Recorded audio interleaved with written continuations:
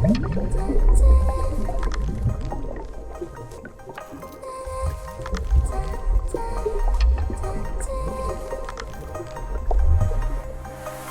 суретке қарап көріңізші, не көріп тұрсыз? Жер бетінің 70% судан тұрады. Егер мен су таусылып барады десем, бұл ақымақтық қой деп ойлап қалуыңыз мүмкін. Алайда, су шынымен таусылып барады. Біздің ғаламшардағы судың 97% мұхиттар, ал бұл тұзды су, яғни ішуге, өнеркәсіп пен ауыл шаруашылығында қолдануға жарамсыз.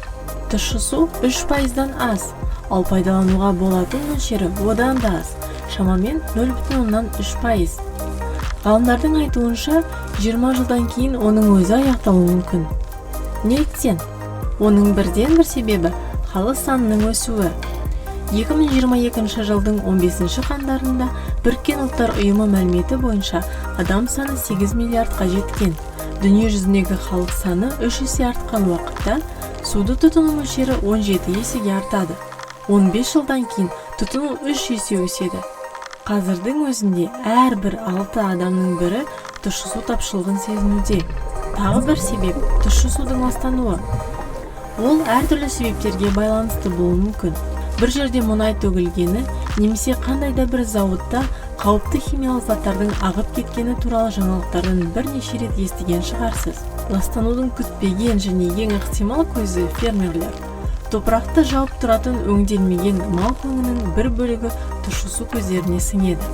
Сонымен қатар фермерлер жыл сайын топыраққа 2,5 миллион тонна азот, фосфор, калий қосады, ал бұл тыңайтқыштардың бір бөлігі тұщы суға да түседі. Суда атмосфера арқылы ластанады. Көл, күйе, шаң, газ, мұның бәрі адам қалдықтары. Бұл заттар атмосфераға түскенде жаңбыр суымен араласып, концентрацияланған қышқылдар, азот және күкірт түзеді.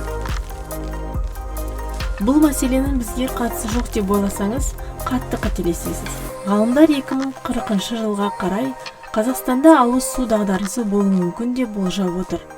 Экономиканың барлық салалары суға тәуелді болғандықтан, республика аймақтарындағы тапшылыққа байланысты 2050 жылға қарай жалпы ішкі өнім 6%-ға төмендеуі мүмкін. Қазақстандағы өзен ағының 44%-дан астамы басқа мемлекеттердің аумағында қалыптасады. Сондықтан, тапшылық ең алдымен көршілес елдердегі суды қарқынды пайдалану есебінен болады. Осыған байланысты, Қазақстан президенті Қасым-Жомарт Тоқаев бүкіл ТМД аумағында су қауіпсіздігін қамтамасыз етудің бірыңғай тәсілдерін әзірлеуге ұмтылуда. 22 наурыз дүниежүзілік су ресурстары күні болып белгіленді. Ұрпағымыз шөлдеп қалмасын десеңіз, суды қазірден бастап үнемдей бастайық.